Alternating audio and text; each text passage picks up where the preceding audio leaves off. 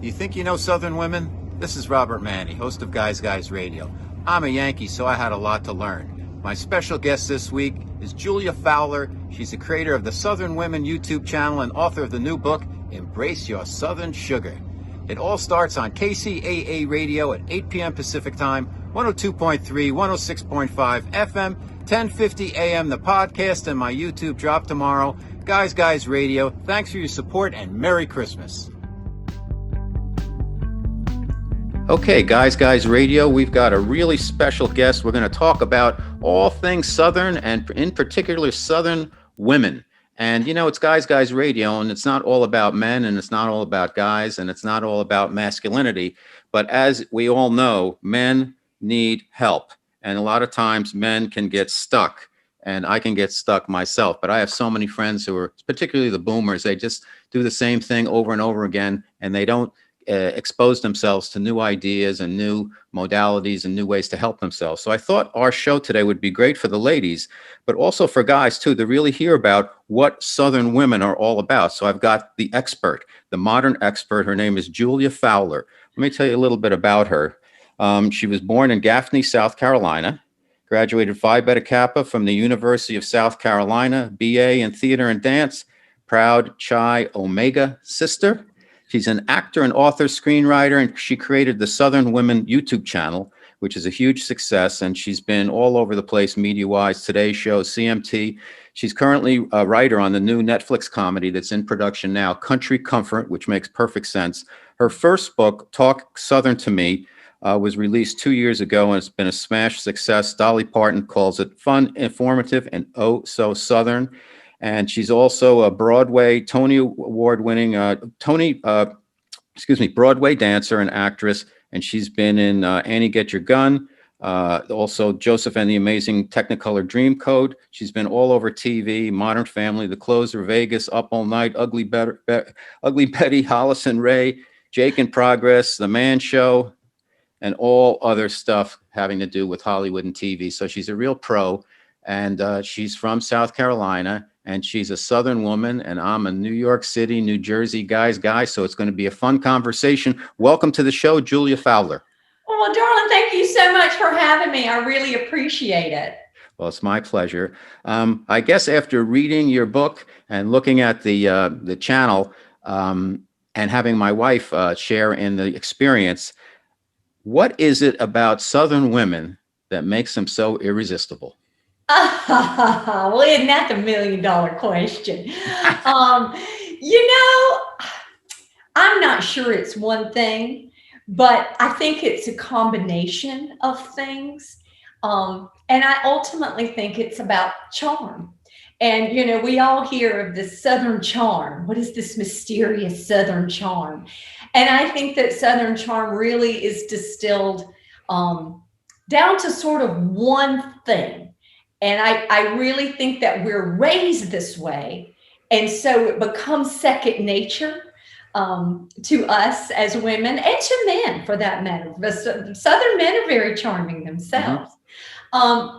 And I really think it has to do with what I think the definition of true charm is making others feel good about themselves. Mm-hmm.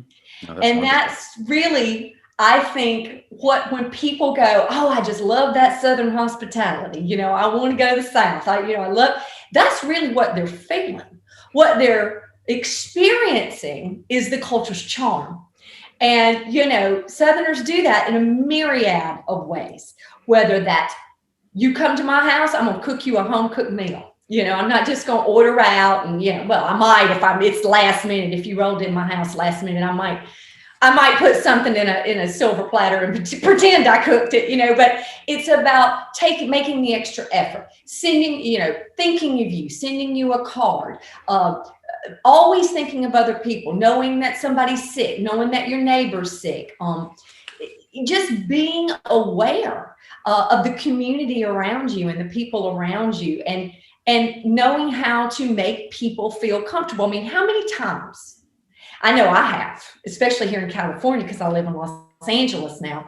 But how many times have you been invited to a party? Okay, we're at holiday season now, right? So nobody's going to a party now, but you've been invited to a party, right? You go to the party, you don't really know anybody. And you kind of feel awkward standing around. That doesn't happen in the South. Because the minute you walk into somebody's house in the South, you may not know everybody there, but everybody will go out of their way to meet you.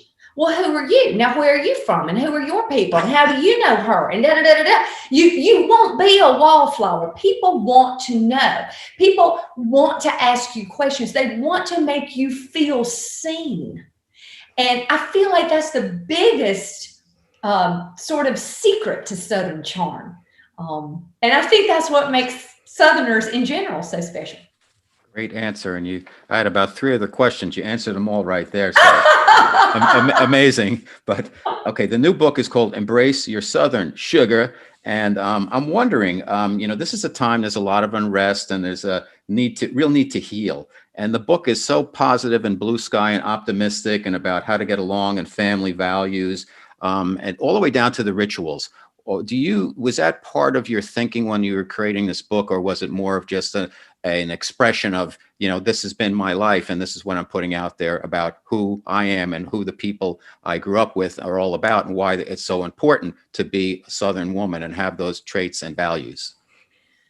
Well, interesting question. I don't think when I set out to write the book, I necessarily was like, oh, I need to write something real positive because it's going to be a worldwide pandemic and everybody's going to be depressed. I didn't know that was going to happen, when I agreed to write the book. So I'm not sure that I necessarily aimed to do something specifically positive. However, I think that my messaging and everything that I've done, whether it's a screenwriter or writing my YouTube videos or, writing my 2 books, I think that everything I do is in service of my love of the South.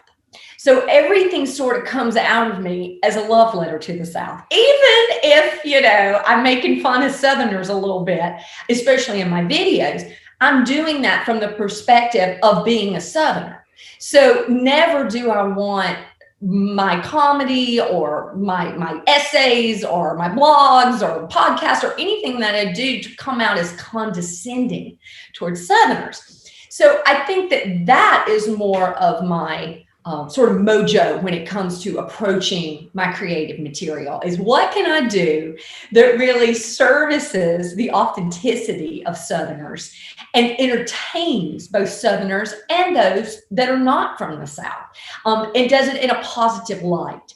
So yeah, I think that I wrote my truth about the South, and if it comes across as pie in the sky positive, then maybe that is just a reflection of my optimism and my love of the South. That's wonderful.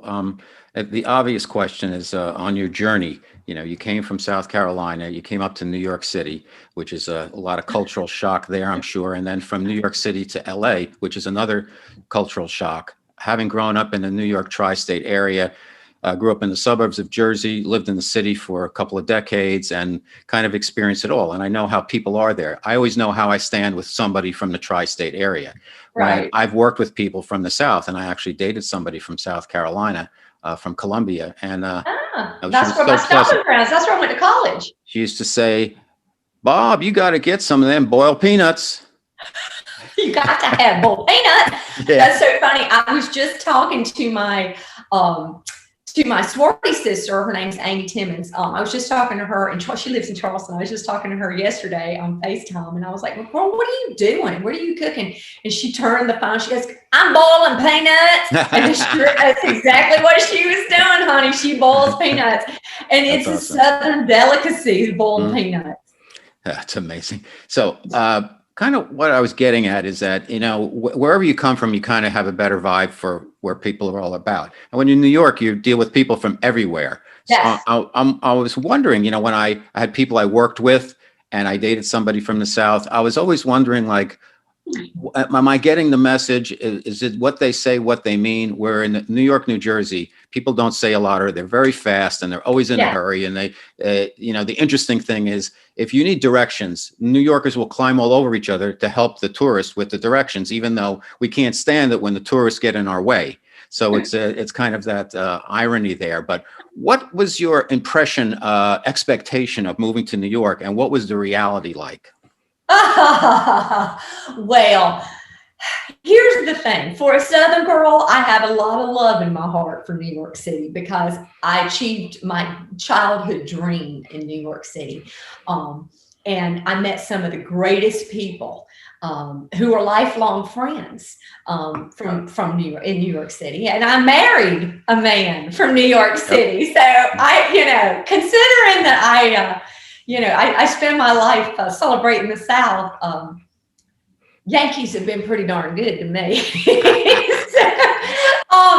here's sort of, I would say the truth. I was young when I moved to New York City, and I don't think I knew what to expect. All I knew is when I was young, I studied dance at a place called Miss Marion School of Dance. And Miss Marion and her daughters lived in Spartanburg, South Carolina, and they were from the New York area, I think. I may be getting that wrong, but anyway, they opened a dance studio, and her daughters had been Rockettes. And so from the time I was a little girl, I learned like to tap dance like a rockette. So I wanted to move to New York City and be a dancer. And at one point we took some sort of trip up, the dance studio did, to all go and the kids all took dance at Broadway Dance Center and saw a Broadway show. I saw Annie and I was like, that's it. I'm going to be on Broadway. That's what I want to do.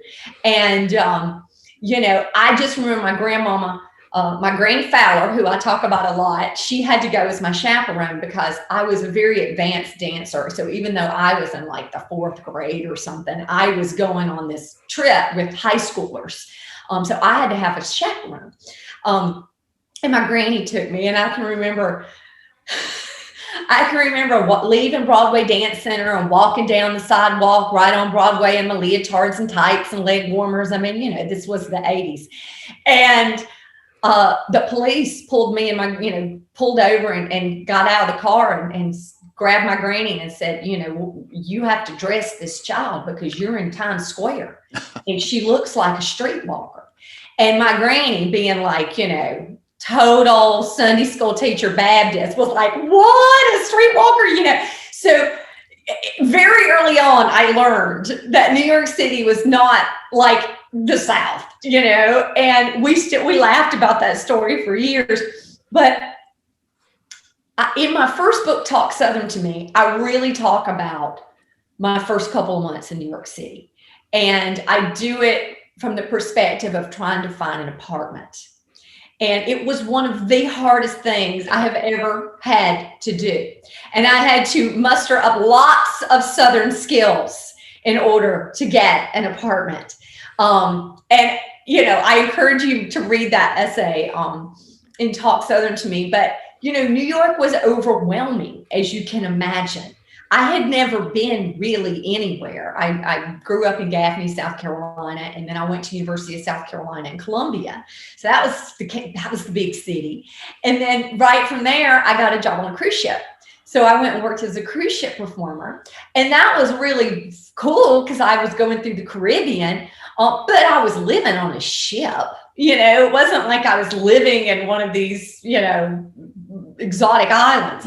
Right. I was living on a ship with other Americans, and we were docking in Miami every week. And that was an exciting moment for me. And I met people there that had been on Broadway, and they gave me some advice about how to go about finding a sublet, how to go about auditioning for Broadway shows, So I moved to New York City really green.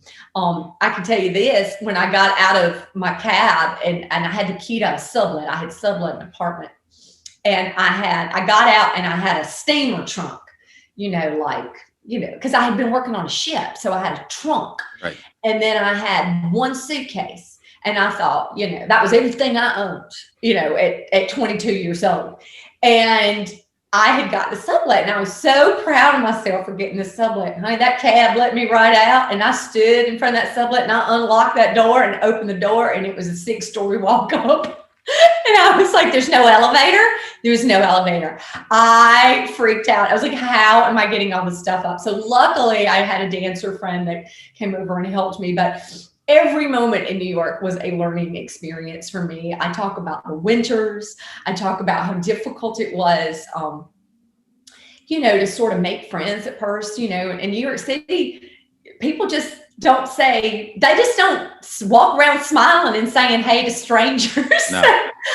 In my new book, Embrace Your Southern Sugar, I do a whole chapter on the way Southerners come into the world and leave the world. And one of those things I talk about is Southerners, it takes 20 minutes just to say hey if you from the South, because it's like, hey, how you doing? I ain't seen you in a month. The Sundays.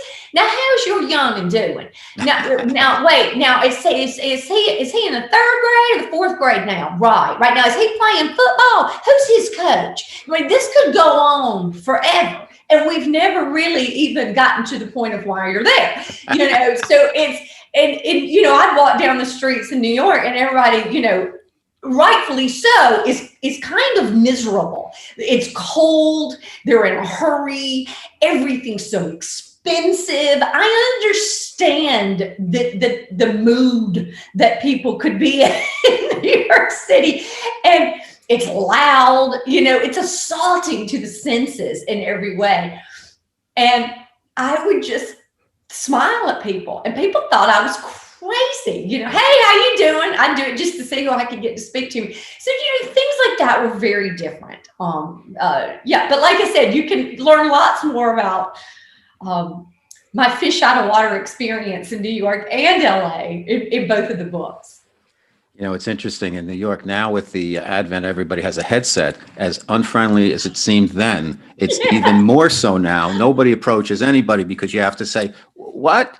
Excuse me, sorry, I'm talking, right? And you never know, like you'll go into a store and people, behind the counter, they don't say hello. They don't say thank you. It's like, boop, boop, boop. But you can't take it personally. Having lived there for a really long time, my sticker shock, and I wanted to get to this question for you, was going from New York then to Southern California, because we moved from Harlem a year ago. And I was like, I get in the elevator and somebody say, how's your day going?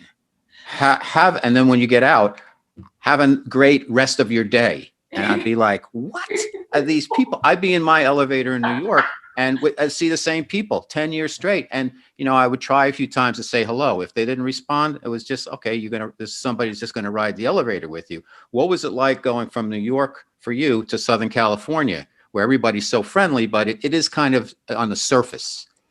Yeah, I was about to say, I don't know if I agree with your assessment. It's definitely different than New York, without question.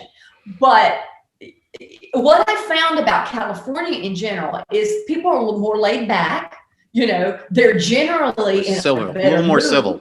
Yeah, a little more civil, a little bit more laid back. They're generally in a much better mood on a day-to-day basis because, my Lord, look at the weather. Today is beautiful, and tomorrow's forecast is beautiful.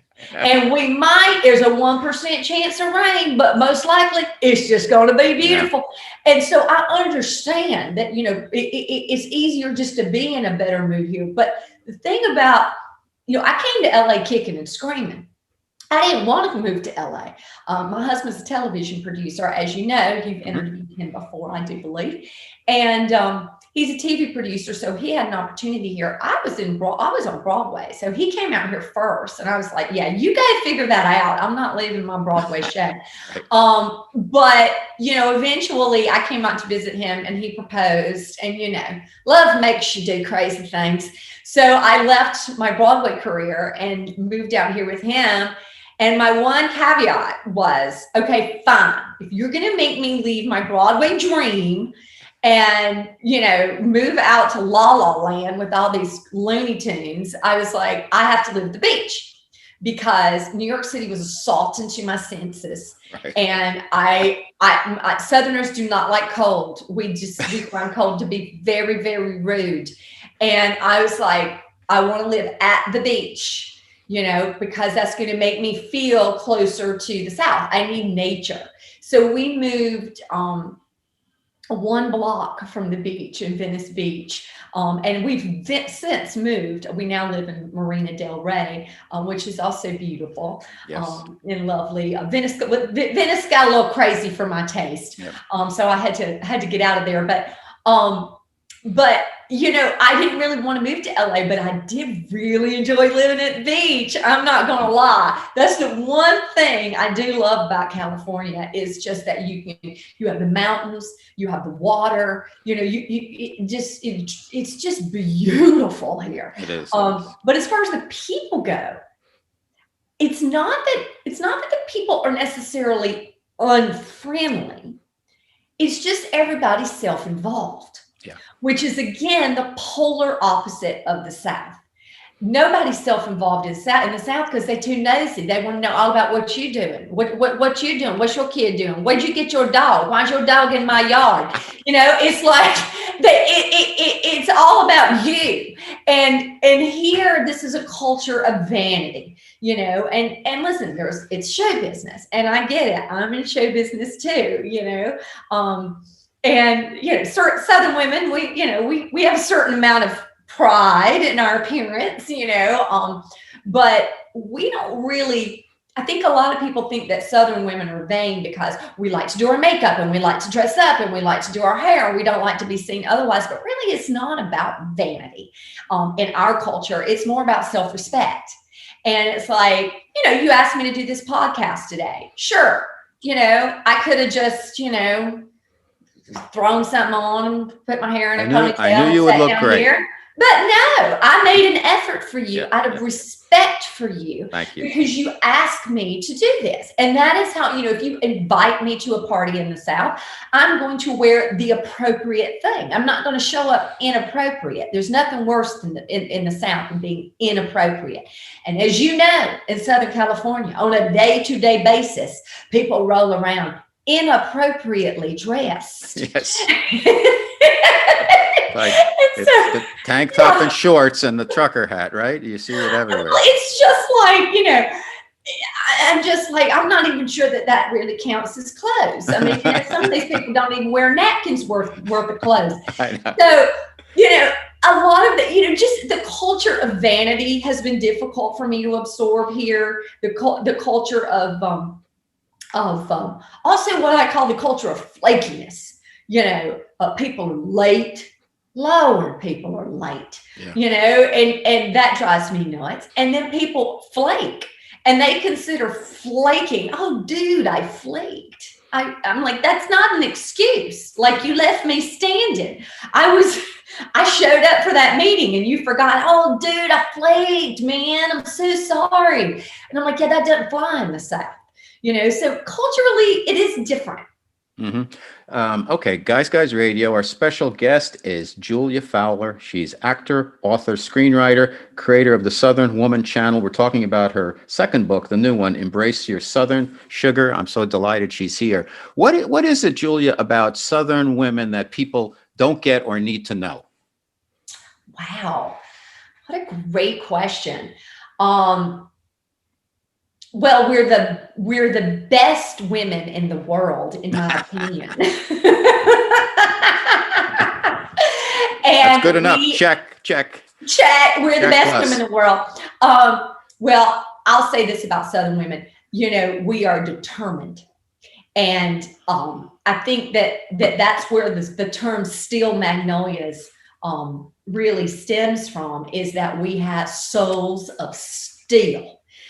We are just determined women, and if you tell me no, that only motivates me further. We're going to do it come hell or high water. So once we put our minds to something, so we're very determined women. We're also very strong women. Yet we will stand up for our families. We have we will fight for what we believe in. We will fight for our friends and for causes that we believe in. But at the same time, all of that sort of aggressive sort of spirit that we have rumbling in our soul is all covered. We cover it all in a cloak of femininity. And I think the femininity is what really makes us slightly different, I think, than my northern friends. There's somewhere along the way it became the perception I understand is that it's weak to be feminine. And Southern girls don't believe that. Southern women, we take pride in our femininity. We find our femininity a source of strength, not weakness. Yes. And I think that's a real different philosophy than Southern women and Northern women. I don't think that if I curl my hair and put on lipstick and put on a killer dress and high heel shoes and go sit in a board meeting, I'm not worried that that all the males in the room are not going to take me seriously because I look like $1,000,000. Somehow that doesn't negate my ability to do my job in my mind. And maybe from a male point of view, they, as far as I'm concerned, they might underestimate me. They might think I'm all beauty and no brains. So in my philosophy is that I'm using that as a secret weapon. I can use my femininity to break you down in a way that's unexpected. I can use my kindness and my charm as a weapon, and it's not a weakness. I think that those kinds of things just make us different. I like it when a man opens the car door for me and holds the door open for me and takes my coat and hangs it up. Not because I'm weak, not because I can't do it myself. Of course I can do it myself. But there's a certain amount of pride and power that comes from having a man tend to you and treat you like the queen that you are. You know what? That's a great answer. I was kind of what I took away from the book is that there is this pillar of femininity that the Southern woman has, but it's a tool set. It's a part of the wiles, if you will. It's part of that, because if you look at I was looking at all the archetypes that we've had in the past of Southern women, whether it be, Scarlett O'Hara, who's more of a Southern belle, and Blanche Dubois, and the character from Bad and the Beautiful, and Designing Women, Reba, Steel Magnolias, Heart of Dixie, Barbara Mandrell, all of them. There's a femininity, but it's part of the tool set, and it's part of the wiles of the Southern woman. And you look at that, and then you look at, the Southern California archetype of a female is the surfer girl, athletic. And then you have the kind of the New York City kind of corporate, I'll not only do your job, I'll take your job, and I don't necessarily need the man. But the Southern woman with the femininity embraces it. And it's not something that gets buried or it gets pushed aside like anti-feminism. It's about the feminism through being feminine in an empowered way. Does that make sense? And could you elaborate on that? Yes, I think that you really hit the nail on the head, that there is a way to be feminine and yet be empowered at the same time. Those things are not mutually exclusive in the South. I don't really know how to expound on that any more than I really have, other than just to say that we take a lot of pride in being feminine. We enjoy being girls. Yeah. I don't want to fix the truck. I probably know how, but I don't want to. Got it. You see what I mean? And it's like, it's that kind of thing. And it's again, it's not because we don't have know-how. Southern women have lots of know-how. We can figure out pretty much anything. Because we grow up that way. We're outdoorsy. Our daddies teach us to do stuff. We're not afraid of dirt. It's interesting. I always say that no matter how feminine a Southern girl is, there's an element of country girl in it. And just what is that element? Okay. Well, let's tap that. Let's tap that, Julia. Because I don't want to push you to answer the question because you already kind of covered it. So bad on me. But let's talk about the difference between the Southern belle and the country gal and the modern Southern woman that you're kind of an archetype for, and how did that all work together? Well, here's the thing.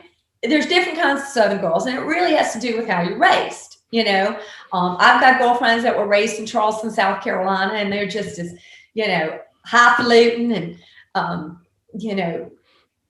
Southern belle, that sort of prototype that you can imagine. I call that seer sucker Southern. They're just exactly what you expect, and they're true ladies.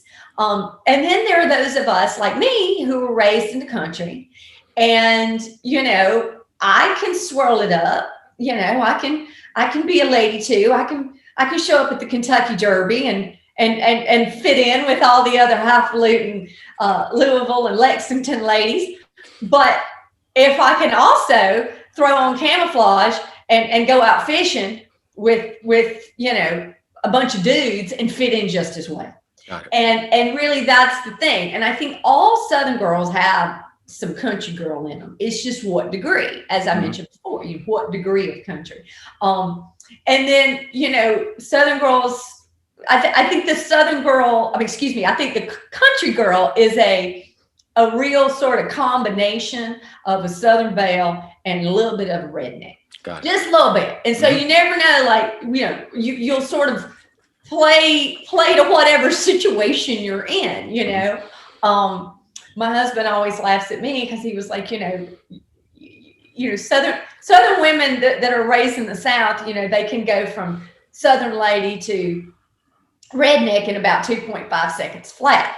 And, you know, he's like, that turn, it's just that turn. And, you know, a lot of Southerners will call it going red. In my first book, Talk Southern to Me, I talk about, because I'm from Gaffney, and Gaffney's kind of it's country place. It's, you know, it's rural, and people will call it going Gaffney. Like, oh Lord, she's gonna go Gaffney on this now, you know. And so I talk about that and some stories where, you know, my friends will go, God, Julia's going Gaffney. But really, I talk about my favorite chapter in the new book, Embrace Your Southern Sugar, is about embrace being country. Because I do believe that if you grow up in the South, you got a little bit of country in you, no matter who you are. And I talk about, you know, what that means to embrace your country and to own that and to not be ashamed of that. And I kind of explain, you know, why country music is beloved, and why people love it. We're celebrating a lifestyle. We're celebrating family and tradition and you know, an outdoor kind of lifestyle. I think that it's easy just to sort of paint Southerners as black and white, but we're not. We're really a nice combination of sort of all the different stock Southern characters that you see. I think the best example of a Southern lady who's clearly a country gal is Dolly Parton. Yep. You know, there's a person who really embraces her Southern, and she really embraces her country heritage. And, you know, like Dolly has very humble background. I was more fortunate in my growing up than Dolly, but I was, you know, I had hardworking parents. My mama was a public school teacher. My daddy worked in a manufacturing plant, and you know, we didn't have a ton of things. I didn't grow up with a silver spoon in my mouth, but I'm very proud of the way I was raised. I'm proud of my country background, much in the same way that I think Dolly is. I think that it really created the person that I am. And I wouldn't trade it for anything in the whole wide world. Great. Our special guest, Julia Fowler, her new book is Embrace Your Southern Sugar. We're talking about all things Southern women. The new book, you've got some interesting chapters. I highlighted some of them. You got a lot about the weather, football, food. And to me, these are three areas that translate across cultures and how people kind of get along around the world. Sports, food, and the weather everybody can relate to. So what is the kind of quintessential Southern perspective on food and cooking? What does food mean there that it may not mean in other places? Because, you know, people talk about, I'm Italian. Oh, you know, everything's about food and all that. But it is, but it isn't. But, you know, we have our food. Yet when I was reading, and my wife's Korean, it's the same thing. It's food all the time.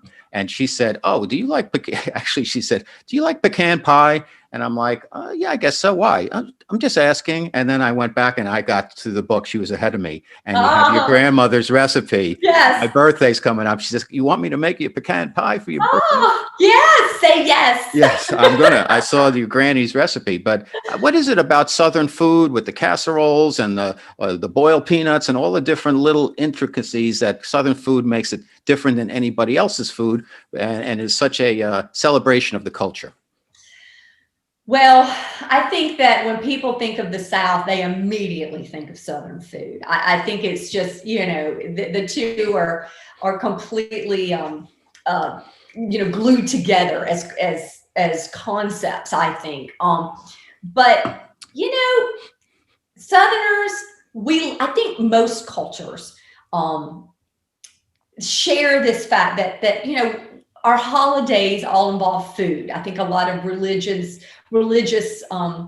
holidays as well enjoy, in different cultures involve food. So I think that is a cross-cultural thing, that food represents family. I think that's magnified in the South. First of all, the South is your very first farm to table culture. Yep. You can go to all these fancy farm to table restaurants in New York and LA now, and it just cracks me up. I'm like, so basically you're just cooking like my grandmother did when I grew up.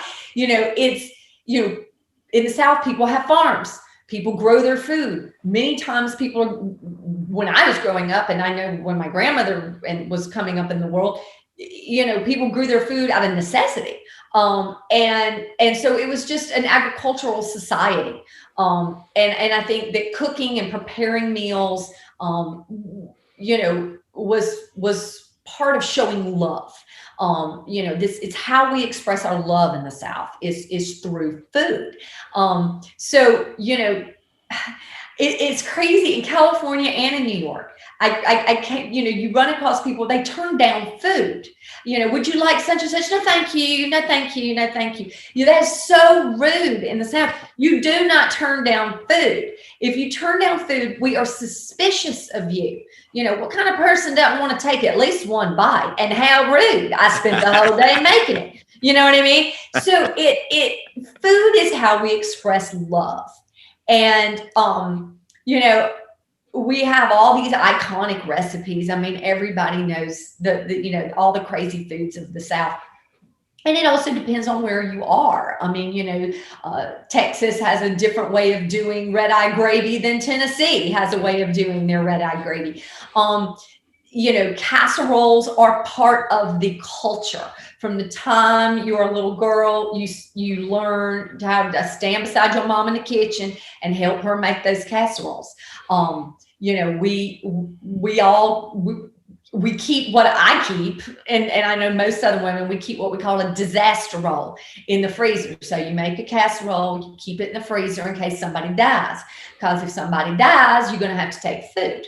Because again, that's how you're showing your love. So you want to be prepared at all times. For me, I think my greatest association with Southern food is family.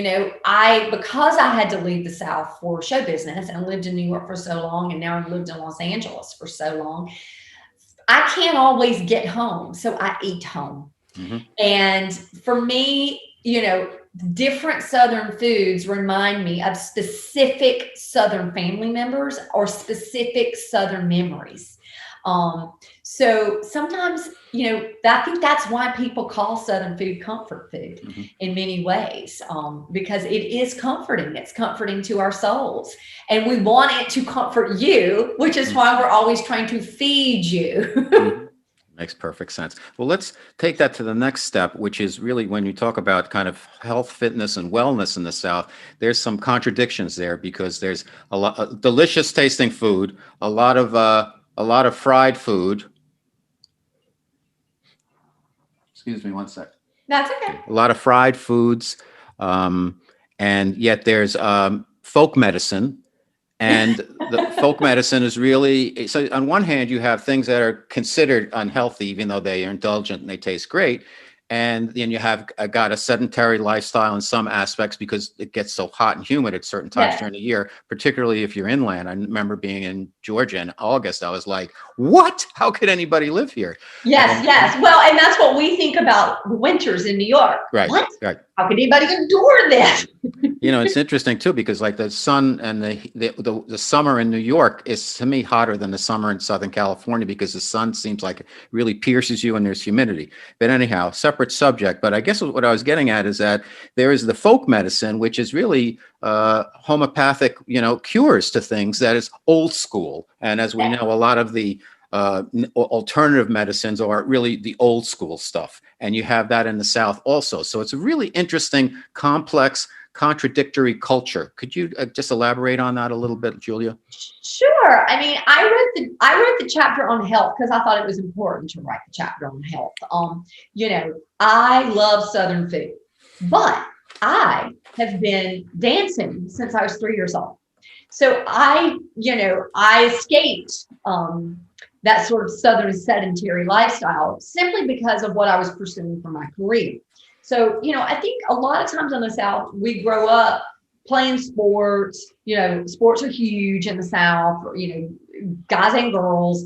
And, you know, my sport was dance. So I think we all kind of grow up moving. We play outside, you know, much more than children in New York and in LA. We actually go out in the yard and play. I mean, that's what we're told to do, entertain yourself, you know. And so I think that we are active to a certain degree, but then what happens is we get jobs and life, we have kids and families, and life catches up with you, but you're still consuming the same foods that you love. Exactly. And unfortunately, those recipes, you know, there's a lot of Duke's mayonnaise and sugar and things that aren't healthy for you. So I think the biggest problem with Southerners is that, you know, we have a moderation issue. It's hard for us to eat things in moderation. And, you know, we don't have as much opportunity to move. We don't have public transportation as much, that kind of thing. But it was important for me to write this chapter because I feel like that I have worked really hard to maintain my health despite my Southern palate. And a lot of people don't know this about me, but I've been teaching fitness for almost 20 years. I'm a certified Pilates instructor, apparatus Pilates instructor. So I have dealt with all different kinds of people with all different kinds of health issues and all different kinds of problems. And the one thing that I found is that what I think happens to people is they get in this awful cycle. Like, you know, you put on weight and then your back starts hurting. And then you say, well, the doctor says I need to exercise, but I can't exercise because it hurts my back. Right. And then before you know it, you put on more weight and then your back hurts more. And so you're in this cycle where now you're depressed that your back hurts and you can't do anything about it because doing something about it makes your back hurt more. So what makes you feel good? Eating pecan pie, you know, or a good old 7-layer coconut cake, you know, that makes you feel better. So, you know, I think a lot of what happens to people physically Snowballs. is that it snowballs. Exactly. So, you know, health happens to be a passion of mine, which is why I wanted to explore that. And yeah, it saddens me to know that, you know, we get a poor health bill in the South.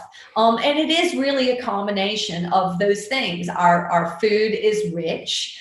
Our lifestyle is sedentary. And, you know, a lot of times we're talking about medicine. I think a lot of times with medicine, you've got a lot of rural neighborhoods.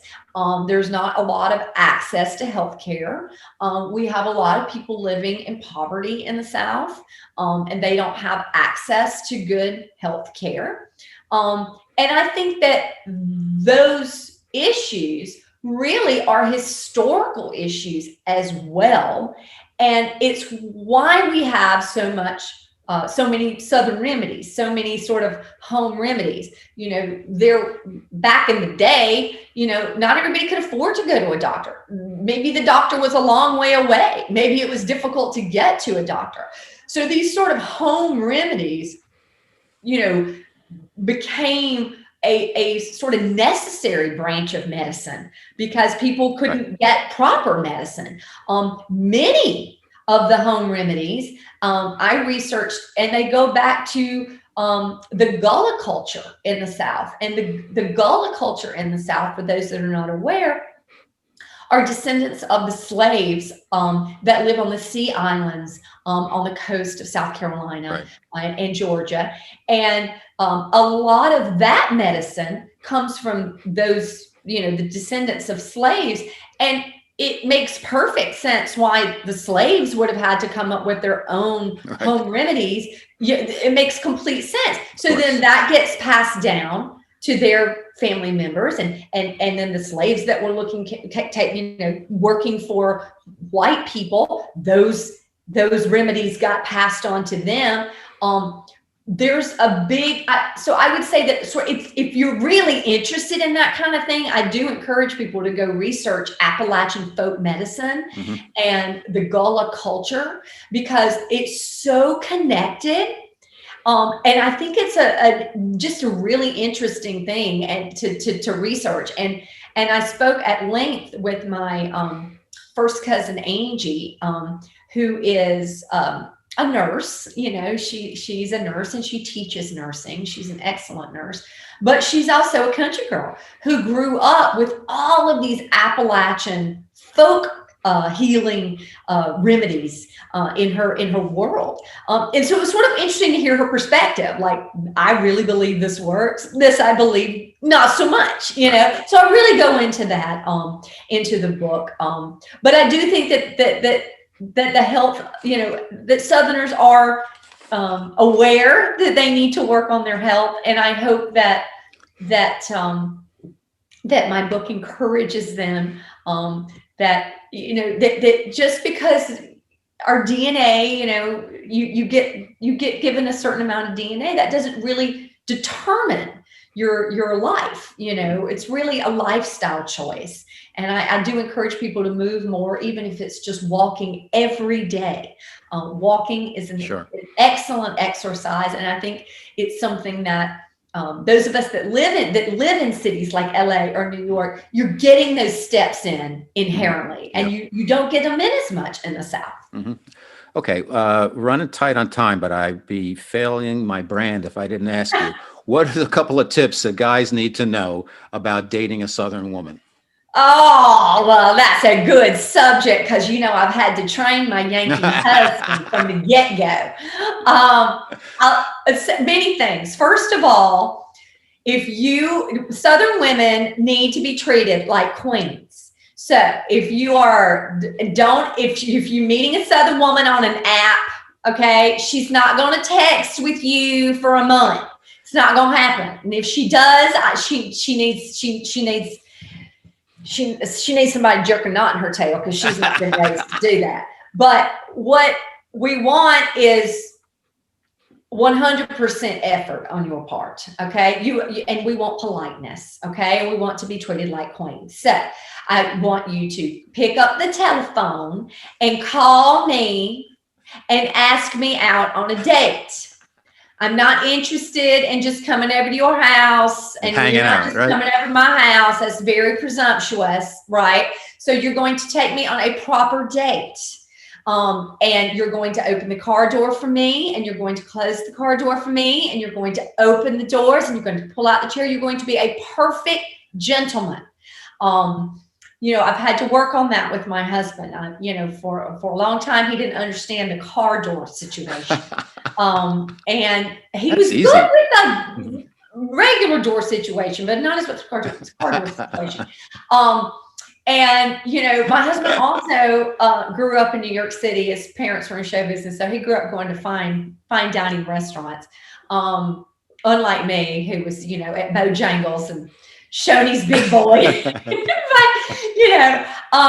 I like, and Southern women in general like this, I like a man that takes charge in a meal. Know the wine list if you drink.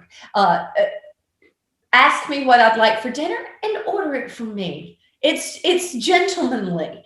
It's impressive. It lets me know that if if things go wrong in life, I'm going to be able to count on you to take care of me in some way. And we kind of like that. We like that little sort of secret sense of security. Southern women are fiercely, loyal to their families. So if you're going to date a Southern woman, you better start figuring out right here now how to get her mom and daddy to like you. Because if you don't, it does not matter how much she loves you, you will never, ever, ever end up married to her. And if you are married to her, you will not have a peaceful existence if her mom and daddy do not like you. And more likely than not, she's not going to marry you if her parents don't like you. And the other thing you got to know about dating a Southern woman is you'll never compare to their daddy.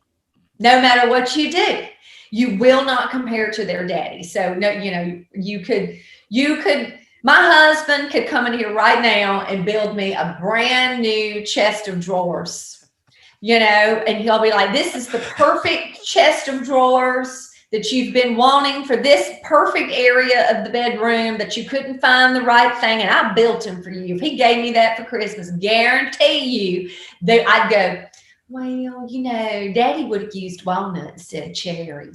Or why did you use these knobs instead of those knobs?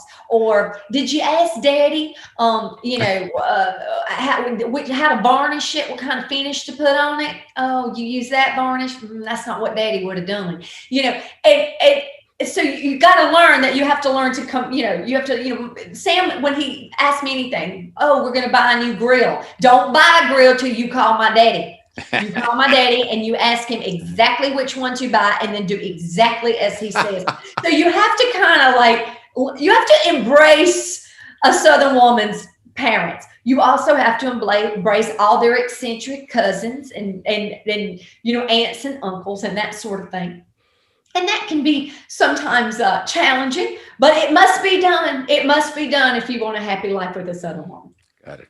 Perfect. Last question. This is from my wife, because she loved your book and the videos, and she was laughing, and she's like, I want to be a Southern woman. I'm Korean. Can I be a Southern woman? So how can other women be like a Southern woman? Well, I think that really what defines a Southern woman is being raised by a Southern woman. Mm-hmm. So if you're not raised by a Southern woman, then I think you can read my books and take the lessons that I share from my mother and my grandmothers and many of the brilliant Southern women who have touched my life, and figure out how you can take those lessons and apply them to your own life. I don't care where you are. Kindness knows no geographic boundaries. That's right. And that is, I think, the number one key thing to being a Southern woman is learning to be kind. And that is learning to be kind, even in insult. Mm-hmm. You have to learn to insult somebody in such a way that they thank you for it, and that's a skill. It might be, somebody comes to your house and they show up in a very inappropriate outfit for what you're about to, for the event you're about to have. And, you might say, well, look at you. Don't you look at you looking like you look.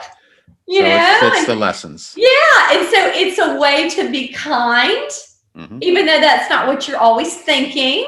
You always present kindly. And that can go a long way in this life and in this world, I think. You're right. Okay. Our special guest on Guys Radio, the amazing and effervescent and so much fun, Julia Fowler. The name of the new book is Embrace Your Southern Sugar. Thank you so much for being on Guys Radio. Where can people find out more about you, the Southern Channel, the YouTube, the book, etc.? Yes. Well, my books are available everywhere, Amazon and Walmart.com, but they're also available at lots of Southern boutiques and Southern independent bookstores. So I do encourage you to shop local. Ask your local bookseller if they're carrying my books. As far as my videos, you can learn all about me at southernwomenchannel.com. You can learn about my YouTube channel and all the Southern women and that are in my YouTube videos. My YouTube channel is Southern Women Channel, and you can find me on Instagram, Facebook, and Twitter at Southern Women Channel. All right. Well, thank you so much, Julia Fowler. You're a guy's guy, whether you know it or not. I love it. I love it. I'll take that as a compliment. And you're a pretty darn nice guy. You sail for a Yankee. Now, I'm wondering, was there something in there that I should know about what she just said? But I don't think so. Bless your heart. You downright sweet for a Yankee. All right. Thank you, Julia. Thank you, honey. Merry Christmas. Merry Christmas.